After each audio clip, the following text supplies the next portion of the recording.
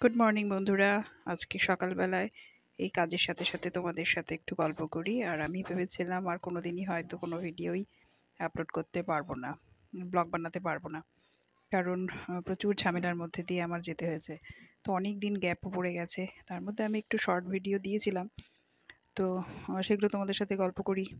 যা ঘটেছে এগুলো সব বলতে গেলে তো একটা একদম বই লেখার মতন হয়ে যাবে। তো সেই বই লেখা আর কাজ নেই। তো একটু যা তোমাদের সাথেই শেয়ার করি। প্রথমত আমার বলি। শরীরটাও বিশেষ ভালো নয়, ব্যথা-ট্যাথা তো রয়েইছে। তার মধ্যে আমার অ্যাপেন্ডিক্স আমি অপারেশন করিয়েছি। তার মধ্যে আমার বাবা-মা দুজনেই বৃদ্ধ, আমার সাথেই থাকে। তাদের আমার দেখাশোনা করতে হয়। আমার বাবার স্ট্রোকও হয়ে গেছে এর মধ্যে। তো সেগুলো সব সামলে আমি আর সময়ই পাচ্ছিলাম না ভিডিও বানানোর। ভিডিও তো বানানো যায় কিন্তু তার এডিটিং আর ভয়েস দেওয়াটা প্রচুর সময় লেগে যায়। সেই জন্যই আর হয়েই উঠছিল না। তো ভাবলাম আজকে একটু করি। তো এই করছি, তোমাদের সাথে গল্প করছি। জানি না কতদিন আর পারবো, আগে যেতে পারবো কিনা। তো আর আমার বাবার বয়স প্রায় ৮০ বছর। তো এখন স্ট্রোক হওয়ার পরে ওনার ডান পাটা একদম প্যারালাইজ হয়ে গেছে। তো ফিজিওথেরাপি করার পর এখন একটু ওয়াকার দিয়েই হাঁটে, বাড়ির থেকে বেরোতেও পারে না, ঘরের ভেতরেই উনি হাঁটাচলা করেন। আর আমার মাও তাই, মারও ৪-৫ বছর আগেও স্ট্রোক হয়েছিল। তারও ডান পা ডান হাত একটু মানে কাজ একটু কম আর কি কাজ করতে পারে। তো উনিও বাড়ির থেকে বেরোতে পারে না। তো তাদের দেখাশোনা আমারই করতে হয়। টাইম মতন ওষুধ দেওয়া, খেতে দেওয়া। তো চলো এভাবেই চলতে থাক যতদিন পারি। আরও চেষ্টা করি তাদের সুস্থ করে তোলার, কতটা পারবো সুস্থ করতে জানি না। তো এভাবেই চলতে থাকতে হবে, আর কি করা যাবে বলো। তো এই যে আমি সকালবেলায় এখন টিফিনের জন্য আটাটা মাখছি। তো আজকে আমার ছেলের মেয়ে দুজনেরই পরীক্ষা আছে। তো ওরাও যাবে সকালবেলায়। এই সকালে চটপট এই কাজগুলো সেরে রাখলে একটু সুবিধে হয়। তো এগুলো করে তারপর ওরা স্কুলে যাবে, তারপর আমি রান্না বান্না করব। আর সকালেই আবার ছেলেমেয়েরা বেরিয়ে যাবে, ওরা ৮টার সময় বেরিয়ে যায়। তো ওরা যাবার পরেই সব কাজকর্ম আমি করতে পারি, না হলে ওদের পিছনেই সকালটা দিতে হয়। ওদের টিফিন বানানো, ওদের খেতে দেওয়া, ওদের রেডি করানো। তো যাই হোক, এই যে ছেলে বেরিয়ে যাচ্ছে, ওর খাওয়া দাওয়া হয়ে গেছে, সকালে ভাত খাইয়েই পাঠিয়েছি। আর সকালে না ওদের ভাত খাইয়েই পাঠিয়ে দিই।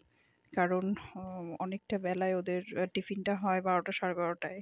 তো সেই সময়টুকু একটু ভাত পেটে থাকলে আর কি গ্যাস ট্যাস একটু কম হয়, শরীরটাও ভালো থাকে। তো সেই জন্য মাঝে মাঝে রুটিও খেয়ে যায়। তো এই যে সকালবেলা ওরা বেরিয়ে যাওয়ার পর একটু কাজকর্ম করছি, যেগুলো পরিষ্কার করার সেগুলো করে নিচ্ছি সকাল সকালই। ছেলেমেয়ে চলে যাওয়ার পরে আমার বাড়িতে আরেকজন সদস্য আছে, তাকেও আবার এখন উঠাতে হবে, তাকেও ব্রেকফাস্ট দিতে হবে। আর যদি না দিই সকাল সকাল চিল্লানো শুরু করে দেয়। তো চলো তোমাদেরও দেখাই সে কে।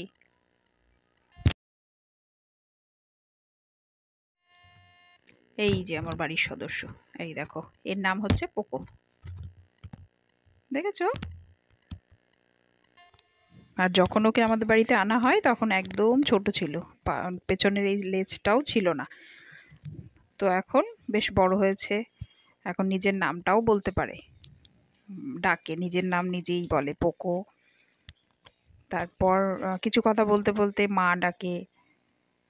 তারপর কথা কিন্তু বোঝে খুব, জানো তো। যখন আমি ওর সাথে আস্তে আস্তে কথা বলি তখন ও সুন্দর আস্তে আস্তে কথার মতন বলতে চায়। আর যখন আমি একটু রাগ হয়ে ওকে ডাকি তখন ও রাগ হয়ে আমার সাথে চিল্লায়। তো সারাদিন ওর সাথেই কথা বলতে থাকি। কেননা যখন আমার ছেলেমেয়েরা চলে যায়, বাড়ি ফাঁকা থাকে, মা বাবার রুমে থাকে, আমি রান্না বান্না করি, নিচেই থাকি।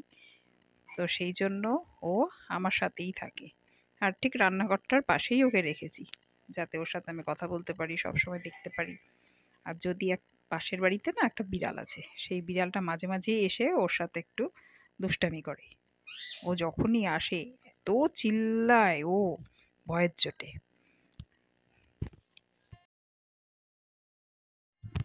ও কিন্তু চিল্লাচ্ছে বিস্কুট খাওয়ার জন্য সকাল সকাল।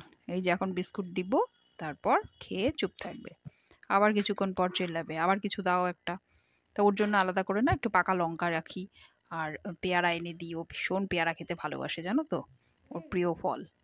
সব ফলই খায়, কিন্তু পেয়ারাটা বেশি পছন্দ করে।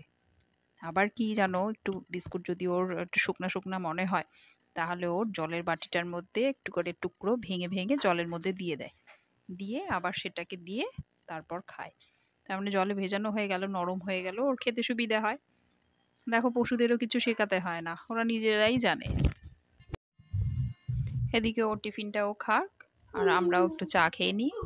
চাটা খেয়ে আবার টিফিনটা বানাতে হবে সকালের। তো এই যে সকালে চাটা খেয়ে চলে আসলাম, এবার রুটিটা করি। আর রুটির সাথে আজকে একটু আলুর তরকারি করেছি।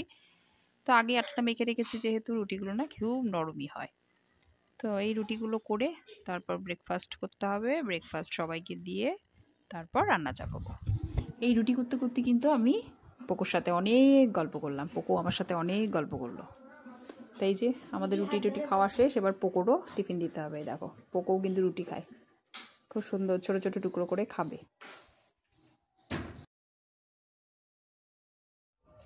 আর জানো তো পোকো আমাদের খাওয়ার টাইমটা না খুব সুন্দর বোঝে। আমরা যখনই খেতে বসবো তখন ও ওর বাটিতে যে খাবারটা দেওয়া থাকে সেটাই খেতে থাকে। মানে সব বোঝে ও, শুধু কথাটাই ঠিকঠাক বলতে পারে না, কিছু কিছু ওয়ার্ড বলে আর সবটা বলতে পারে না। তো ওর সাথে সারাদিন এভাবেই আমাদের সময় কেটে যায়। আর আজকে শুক্রবার, ভাবলাম একটু বেগুন পোড়া খাই, তো আমি বেগুন পোড়াটা দিয়ে নিই। আর আমরা না শনিবার আর সোমবার নিরামিষ খাই বলে আর সেদিনকা বেগুনটা পোড়াই না, কেননা পেঁয়াজ দিয়ে তাতে। তো সেই জন্য সোমবার আর শনিবারটা বাদ দিয়ে যে কোনো দিন একটু পুড়িয়ে নিই। আর শীতকালে না প্রায়ই আমাদের বাসায় বেগুন পোড়াটা হয়ে থাকে।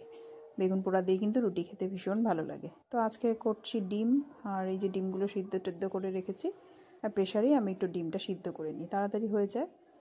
তো আর যা সবজি টবজি থাকে সেগুলো আমার মাই আমাকে কেটে দেয়। আর এই যে মা পাশে সবজিটা কাটছিল, মাকে আর দেখালাম না। এই যে বেগুনটা পোড়া হয়ে গেছে, বেগুনটা পুড়ে দেখো কীরকম হয়ে গেছে, চামড়াটা দেখে যেন কেমন মনে হচ্ছে। আর এই যে আজকে চাল কুমড়ো করবো, এই যে চাল কুমড়োটা একটু গ্রেট করে নিলাম। আর চাল কুমড়ো আজকে আমি একটু বড়ি দিয়ে করব। তোমরা বড়ি দিয়ে খাও কিনা জানি না, কিন্তু বড়ি দিয়ে খেতে কিন্তু ভীষণ ভালো লাগে।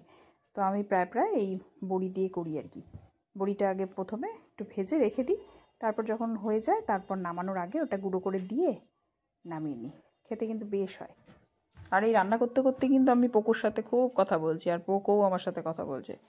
এই যে পোকো, আর পোকোকে যখনই আমি ডাকি না পোকো সুন্দর উত্তর দেয়। পোকোর সাথে যখনই আমি রাগ করি পোকো আমার সাথে রাগ করে। তো পোকোর সাথে কথা বলতে বলতেই রান্নাটাও শেষ হয়ে গেল। জানি না পুরনো বন্ধুদের আবার ফিরে পাবো কি না, সবার আশায় আমি রইলাম। তো এই যে খাওয়া দাওয়া শুরু হয়ে গেছে, আর আজকে এখানেই রাখছি। যদি ভালো লাগে তাহলে একটি লাইক করো, শেয়ার করো, আর আমার চ্যানেলকে সাবস্ক্রাইব করে নিও। তাহলে আবার একটি নতুন ব্লগের সাথে দেখা হবে তোমাদের সাথে। তাহলে আজকের মতন এখানেই রাখছি।